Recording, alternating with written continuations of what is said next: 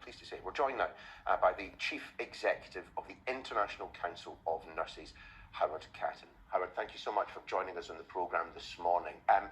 Give us an idea of the problems, the stresses that people working on the front line are experiencing at the moment.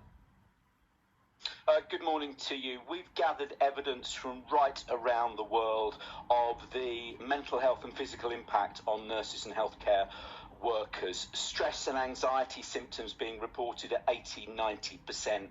Nurses fearful of going to work, suffering from depression, insomnia. Burnout and sickness rates already up in some places by 15%. Tragically, some suicides, and now the numbers of nurses we know have died in 59 countries around the world stands at 2,262. This is a global phenomena that's resulting in what we're saying and calling a mass trauma on our nursing workforce. As you say, Howard, this is very much a global picture. I'm wondering, is there anywhere in the world that is getting it right? Is there anywhere in the world that has put in place measures to ensure that those who are working on the front line under incredibly stressful conditions, both physically and mentally stressful, is there anywhere that's actually doing better? Everywhere is experiencing huge pressures. Some are doing more to make sure that there's mental health support available, there's helplines, there's a plan, they give people a break when that's possible. But the underlying cause of this is the underinvestment in our health services. We went into this globally with a huge shortage of 6 million nurses and an ageing nursing population. The UK has a great vacancy figure of 40 to 50,000 as well. That underinvestment has stretched people even more thinly and then added to the pressure and intensity of their work. But it's complex as well. In addition, we've had nurses subject to abuse, to discrimination, and now, of course, we've got the flat earther COVID deniers saying that this is a hoax. And can you imagine how that adds to your trauma, your psychological distress, when you have sacrificed yourself to try and do the best for patients? You come out of work and you hear people saying this is all a lie. I suppose the question that follows from that, Howard, is if those that you represent are currently experiencing so much stress because of the job and because of those who deny COVID is a thing, what hope for the numbers entering the profession to actually plug that hole globally? I think it's around about 6 million nursing positions remain to be filled.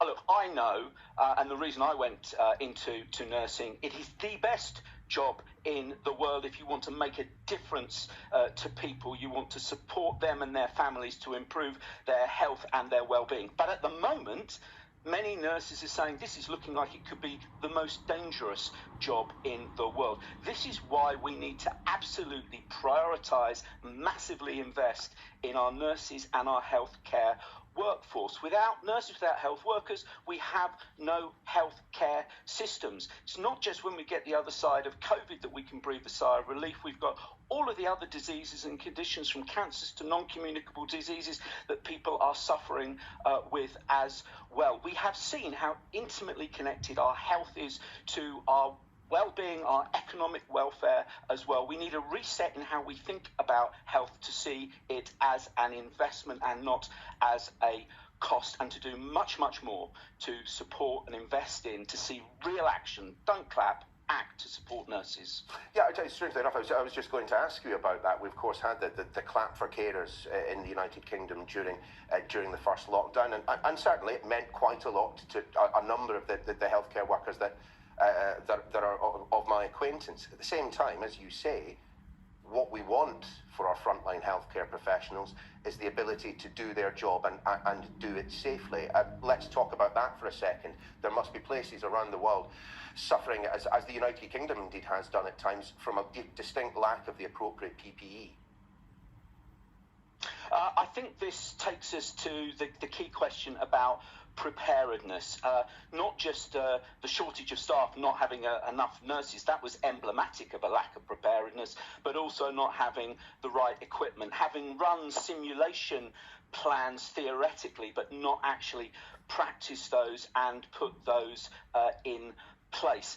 The shortage of nurses in terms of the safety of patients is a key and critical relationship. We've seen nurses' workloads increase by 3 times, 4 times. They cannot deliver the same quality of care in those circumstances, and it presents increased risks to patient safety, as will the mental health impacts. The mental health impacts, we haven't seen the end of that either. We're starting to see people with post-traumatic stress syndrome. We don't know what the impact of long COVID will be on nursing and healthcare workforce as well. We should think about this as both the health of our health workforce, but also of the safety of patients, the quality of care that we want to deliver to them.